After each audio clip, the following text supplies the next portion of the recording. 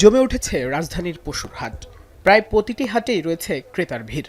হাকডাক আর দরদামে ব্যস্ত ক্রেতা বিক্রেতারা।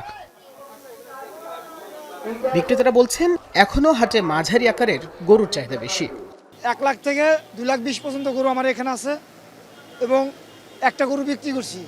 এদিকে ধোলাইখাল হাটের নির্ধারিত স্থান পার করে মূল সড়কের দুপাশে বসেছে হাট। যানবাহন চলাচল বাধাগ্রস্ত হওয়ায় সৃষ্টি হচ্ছে যানজট।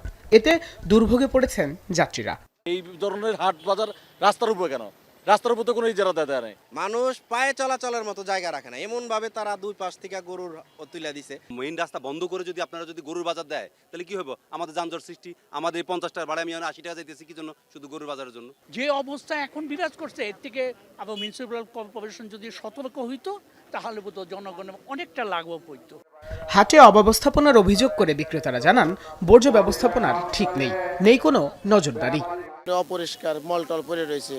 আমরা এই যে খাদ্যর বস্তার পর বসে রয়েছি 4-5 দিন ধরে তো এইভাবে ময়লা রয়েছে। এখন কেউ তো পরিষ্কার করতে কোনো কর্তৃপক্ষ থেকে কোনো আসে নাই। ময়লা পড়ে গেছে রাস্তায়, ময়লাটা সিটি কর্পোরেশন গাড়িতে নিয়েও যায় নাই। গরু সেইভাবে নোংরা জায়গায় খুবই কষ্টের পর আছি আমরা।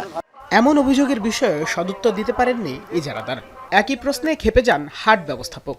এই হাট পরিচালনা এবং ব্যবস্থাপনার জন্য কি আমার কথাগুলি নিচ্ছেন, নাকি আপনি আমার বিব্রত করার জন্য নিচ্ছেন?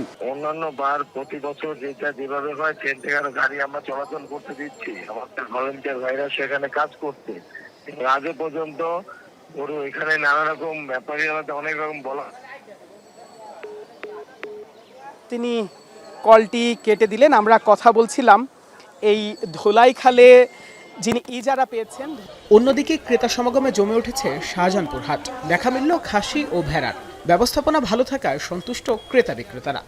ভালো, আলহামদুলিল্লাহ ভালো ভালো, সব দিক থেকে ভালো আছে, সমস্যা নেই, সব দিক থেকে ভালো আছে। ক্রেতাও ভালো, বাজার মোটামুটি আশা করি সামনে 2 দিন ভালো যাবে। আর দুপুরে পরিদর্শনে আসেন স্বরাষ্ট্র উপদেষ্টা।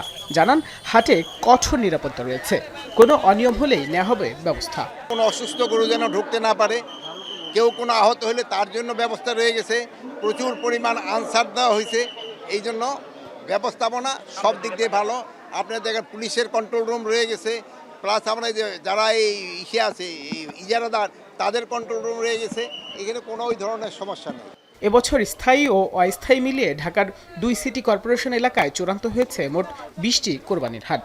এর মধ্যে ঢাকা উত্তরে 12টি আর দক্ষিণে বসেছে 8টি পশুর হাট। বাইজিদ সাদ, এখন ঢাকা।